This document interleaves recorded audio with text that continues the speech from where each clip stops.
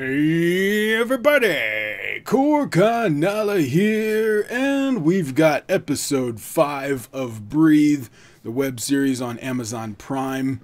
This one is called Bad Fish. And what I found really interesting about this, and we'll get to it later on, is some science.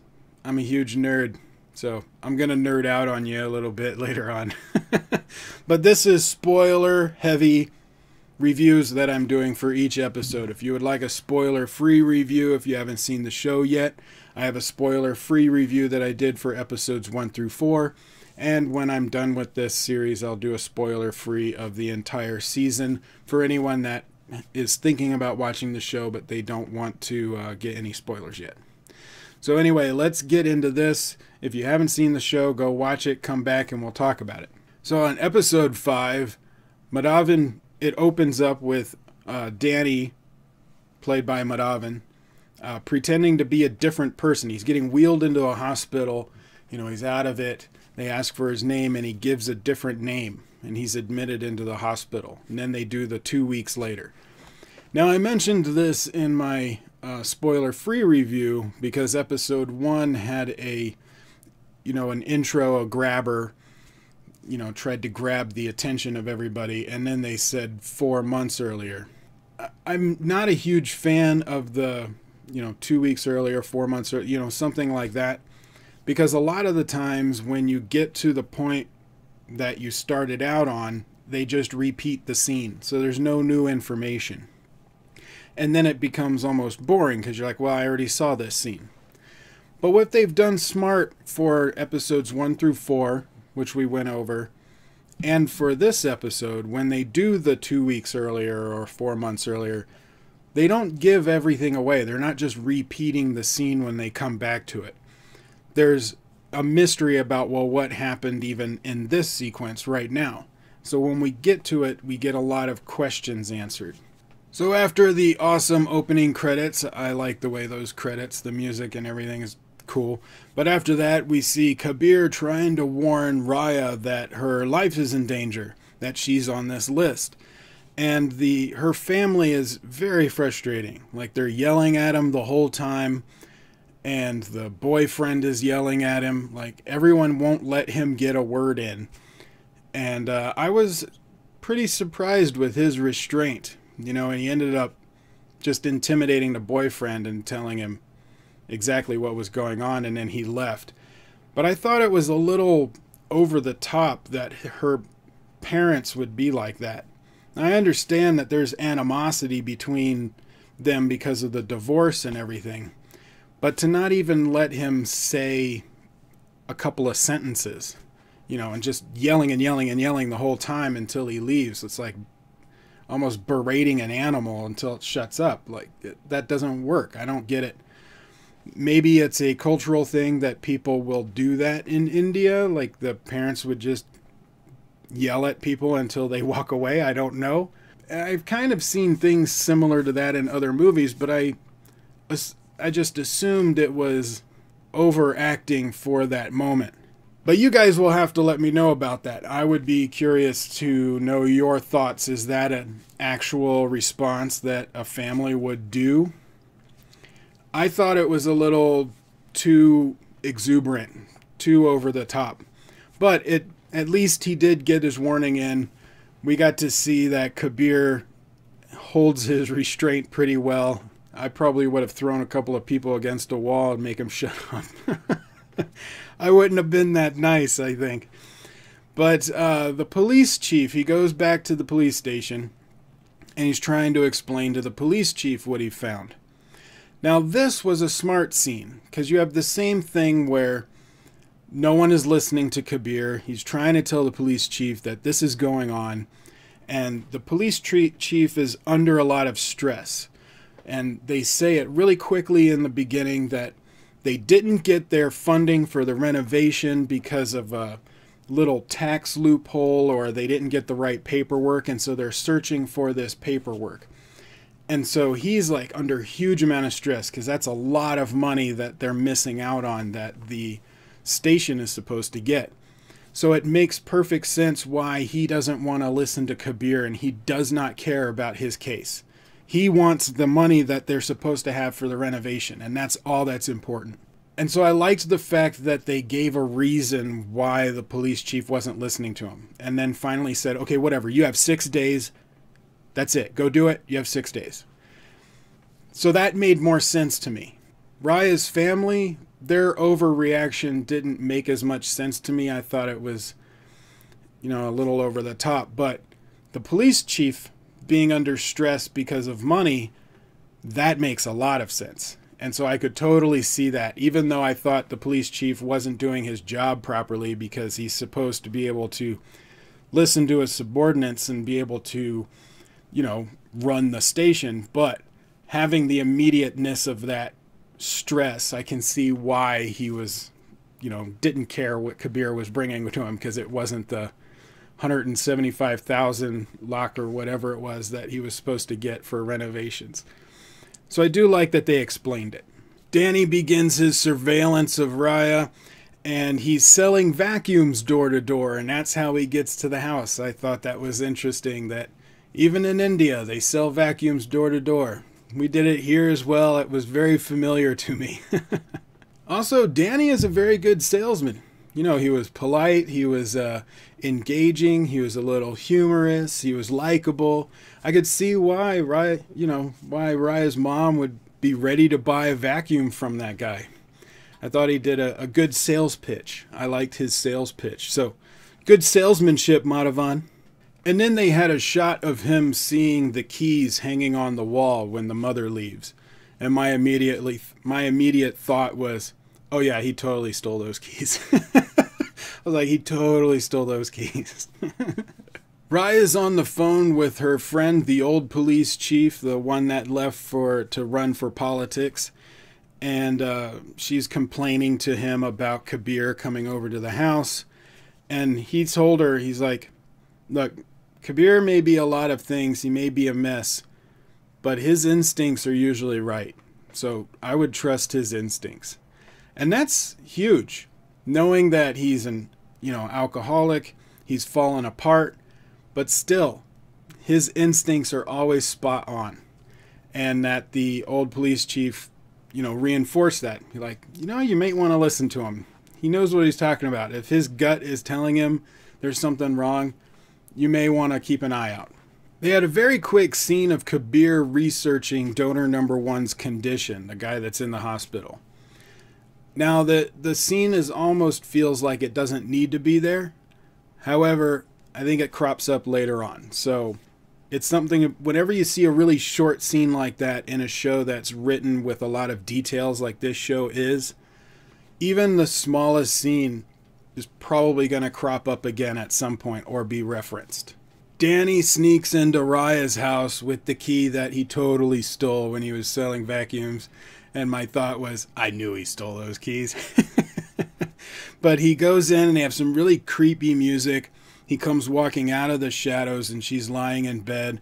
I thought it was a nice, creepy shot. I like the way it was framed, because she's looking all nice and peaceful, laying on her side. And then you just see Madhavan just come out of the shadow. And yeah, I liked that setup. But then you hear a toilet flush and the bathroom right next door. And so he leaves and you see Raya's mom come out of the bathroom and then lay down in the bed next to her. I was like, wow, she almost died. It's this close. This close. Kabir and his partner are sitting outside Raya's house in the car, and they see Danny coming out from the front gate, but it's dark outside. He's got a hoodie on. It's a little hard to see him, but then, Kabir goes foot chasing him down. But he's still impaired. He's been drinking. And they have these nice camera shots from Kabir's point of view, and everything is kind of fuzzy. It's hard to see. There's multiples of things, and it's weighing in and out. And I liked the way that they did that. It's to show that he's, of course, not at peak performance. He's not seeing properly. He's not moving very fast. And it was a very unexciting but realistic chase scene. So you have a lot of movies and stuff. If they had a foot chase scene, they would end up becoming parkour experts, and they're all like jumping over fences and jumping across buildings and like doing all of this crazy stuff. But these are just two normal regular guys for the most part. And so it was really just a straight run down the street. And Madhavan's running at a nice steady pace. You know, he's not like huffing it, but he's running at a nice fast steady pace. And Kabir's trying to catch up. He like touches his backpack a couple of times, and then he just gets winded and he can't run anymore. So it was it was more of like an endurance race. Madhavan just had the endurance. Amit did not. And I liked that. It's different than a lot of shows. If they had all of a sudden become parkour experts and they're like jumping in front of traffic and over cars and you know, doing leapfrogs over bushes and fences, and they look like they've been doing this for 20 years, then that would kind of pull me out a little bit, because I'm like, well, where did they learn all of this? They never set any of that up. So I was glad that it was kind of an uneventful, just endurance race. Danny goes back to his workshop. He's out of breath, puts his backpack down, and Raya becomes too risky. So he puts her down the list and brings donor number 1 back on the list. So he's going to revisit donor number 1. And my immediate thought was, dude, you're going to get caught. How are you going to pull this off? But then I was thinking about the beginning with the hospital, and I'm like, this is where that comes into play. So it's not something they're going to bring up in a later episode. It's actually this episode. I really like Kabir's partner. Now, the guy's a good actor, but I like his character. His character is almost like an accidental genius. Like, he keeps just saying things that pop in his head, and it turns out to be like the smartest thing that could be said at that moment. And so Kabir's partner just casually points out, he's like, with all the deaths of these AB negative donors, you know, at least the people that get the organs, that they're benefiting from it. And Kabir's like, yeah, they are. We need to research that. Now, there's two things that I like about that. One is the way that he delivers it. It makes perfect sense of why he would say it, because it is something that would pop in your head. You're like, well, the people that are getting the organs, at least that's happening. But he's pointing them out, something that needs to push the story along. So it needs to be said, or it needs to be discovered in some way. So it's nice to have a nice quick, just get it into the story without having to go into any long explanations or expositions or research montages. Just have the partner accidentally blurt it out, and it fits his character so well that you inject that information very quickly. So it's slightly humorous and entertaining. I like it. Every time he comes, you know, says something, I'm like, is it going to be really important? Because he just accidentally blurts out important information that pushes the story along. I love it. Since donor number 1 is back on the list, Danny's got to do some reconnaissance, and he goes and starts talking to the son, pretending to be somebody that's in the hospital with his mom in the hospital. And they start swapping stories and talking, and he's getting as much information as he can, and they become friends. They become friends in that scene. And they go to get another coffee or a tea or a drink, whatever they were getting, and the son leaves to go get another cup. And then Danny looks over at the corridor, the hallway where donor number 1 is, and his face just instantly becomes stone and cold. I liked seeing him go from shy and inconspicuous and, you know, with a small demeanor, to being cold and strong, and then back to that again. Like, from acting standpoint, that was cool. But from a character standpoint, I'm like, dude, don't give away anything. Just know that he's over there. But if the son accidentally sees you looking like a rabid animal that sees dinner, you don't want that. So from an acting standpoint, interesting. From a character standpoint, don't give yourself away. They go back to Danny's house, and he's teaching his son math. It's a nice little scene to begin with of his son not wanting to learn math. You know, very much of a normal father-son scenario. And you can tell that Danny is happy, even though his son doesn't want to learn math, that he's happy that he's in this normal conversation and has nothing to do with his illness. You know, we're just talking about math homework. But then there's this really loud music, and it's very distracting to him. So he goes downstairs, and it's that guy Ronnie, that troublemaking tattoo artist Ronnie, who's playing his EDM really loud. Danny asks him to turn it down. And he's like, "What, you don't like EDM?" And the girlfriend, who, you know, kind of has a thing for Danny, tried to kiss him in the previous episodes, turns the music down. And Danny's like, "Thank you," you know, and walks off. You can tell he's frustrated and tired. And then Ronnie, he's playing with his drugs, gets the remote control and turns the music up. And then Danny comes back and he's like, "Seriously, come on, you got to turn the music down." And Ronnie just looks at him and turns the music back up. And Danny is just cold, like almost no emotion, just walks outside, grabs an iron bar, comes in, smashes the stereo to pieces, and then walks out and drops the bar. Like zero emotion. Like you can tell this whole thing is not just making him cold towards donors, that he is now also becoming cold towards people in general. Like his emotional level of dealing with other people besides just that situation is becoming easier for him to be violent.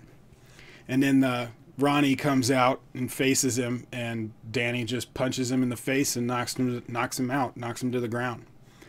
And of course, Ronnie's girlfriend now likes Danny even more. Like she's like, "Ooh,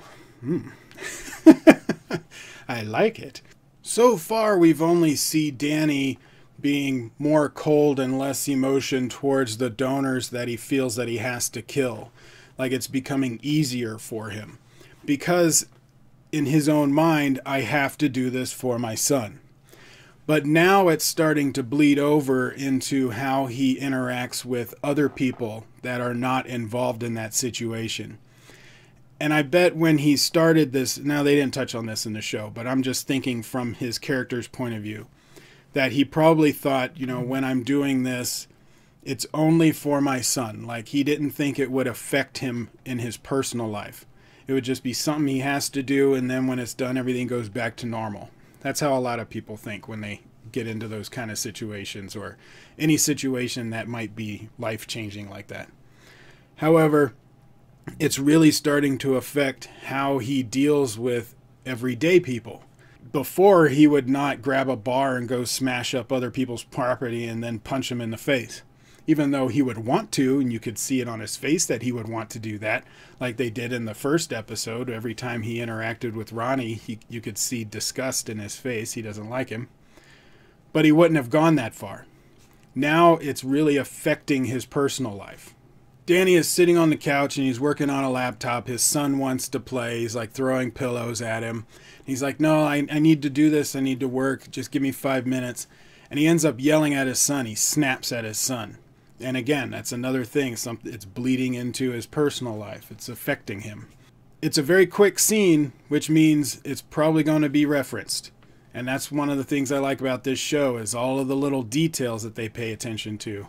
And this next scene, this next sequence really shows how much detail the writers went into writing these episodes.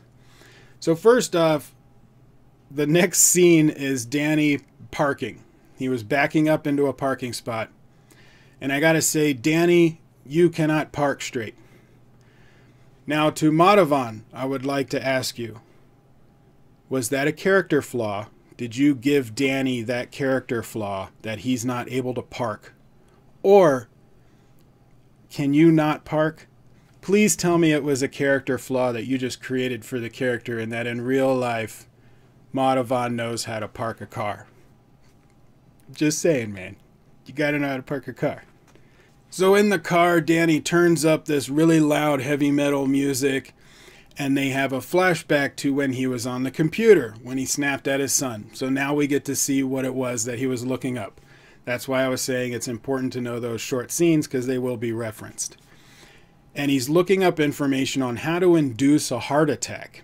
So he needs to do things to stress his heart, to stress him out. He's got a heart monitor on his wrist. He's chugging down energy drinks and eating spoonfuls of just raw ground coffee bean, and playing the heavy metal music turns the heat up to stress the body. My immediate thought was, hey, I love caffeine. Actually, I'm drinking coffee right now. And heavy metal music calms me down. Like, none of this stuff would actually work on me. I would probably end up becoming calmer than when I started. But for Danny's character, I can totally see how that's stressing his body out. It makes perfect sense. I was just, for myself, I was like, that sounds like a really nice evening in the parking lot for me. Heavy metal music, energy drinks. I would turn the heat down, though. So it's not working. His heart rate is not getting up high enough, fast enough. And then they show a quick scene of him on the computer looking up calcium gluconate, which I was like, huh. I'm interested in why they showed calcium gluconate on the screen instead of just, because he starts injecting himself with it. Why did you show that it was calcium gluconate? They could have just shown him with a syringe. You wouldn't know what it was. He injects himself. He has a heart attack, goes into the hospital, which is what he does. So I had to go and look it up. And this is where I'm going to nerd out on you a little bit. So I brought up the fact sheet for calcium gluconate. And I do like the fact, by the way, anything that's in capital letters means that it's life-threatening. Underlines means that it's most frequently. But they were showing as a side effect for the CV, which is cardiovascular, that cardiac arrest is in all caps. It can create cardiac arrest. But I was wondering, how did he get a hold of it? But I wanted to know, how did Danny get a hold of this? It's a prescription medication. He was using a prescription bottle and the needle. And one of the things that they say also that's interesting is he injected it quickly.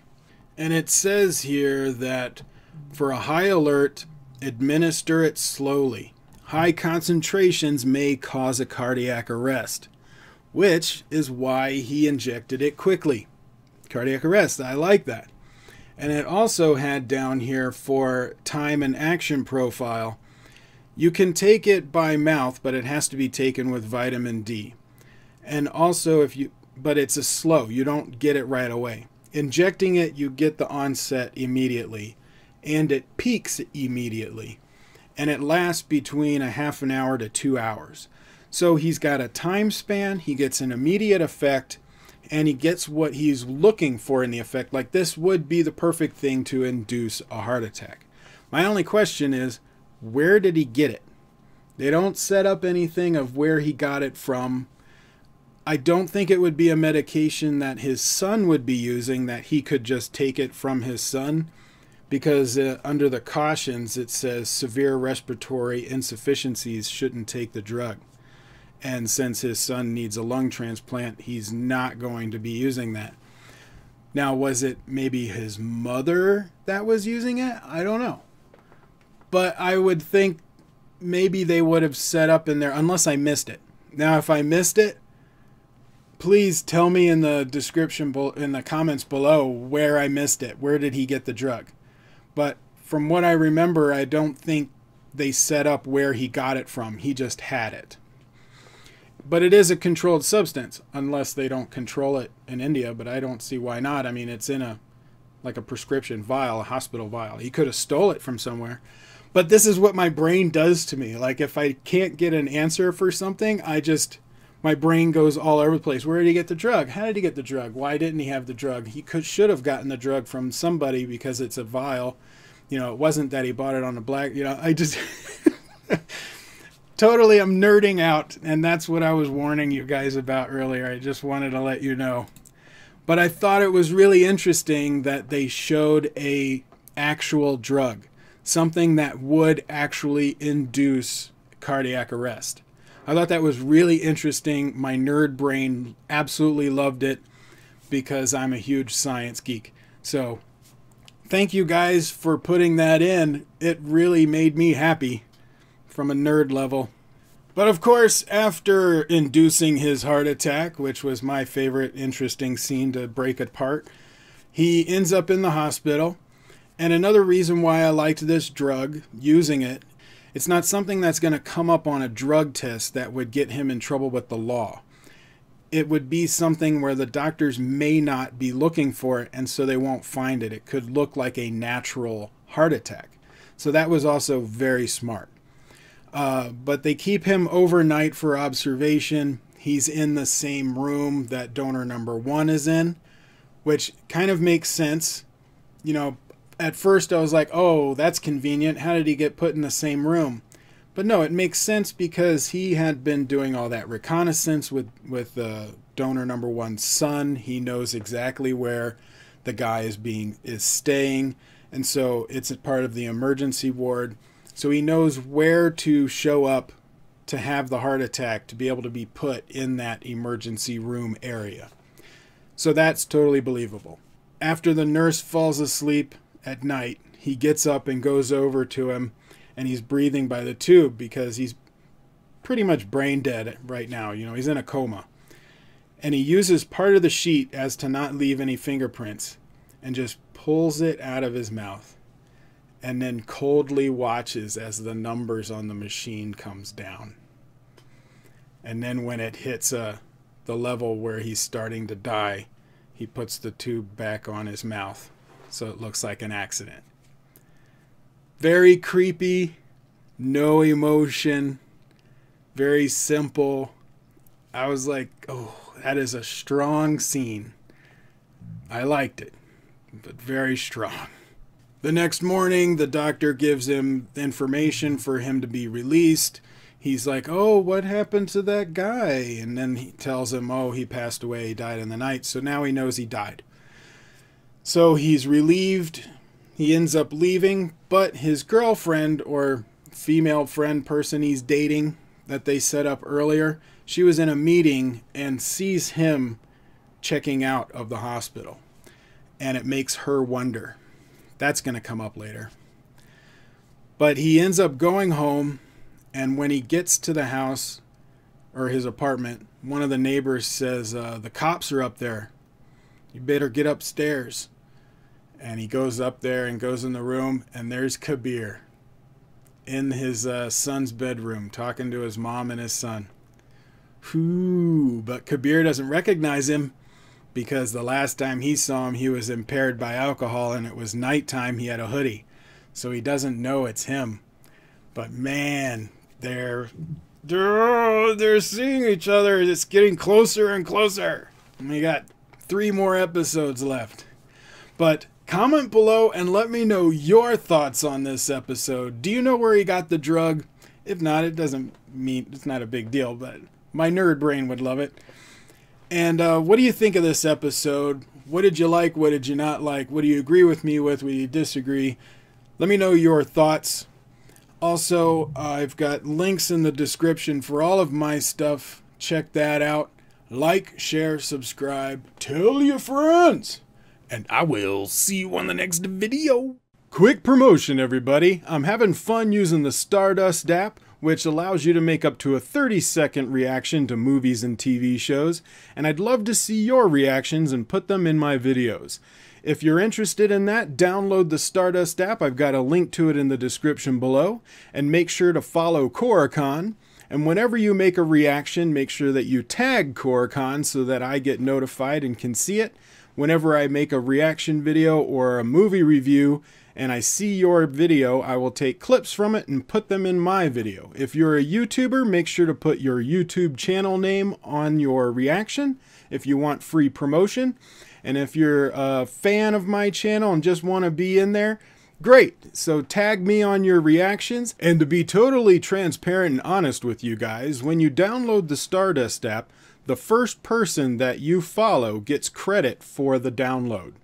So if you want to follow me and give me credit, make sure that you follow me first. If you want to give your favorite YouTuber a credit, make sure that you follow them first.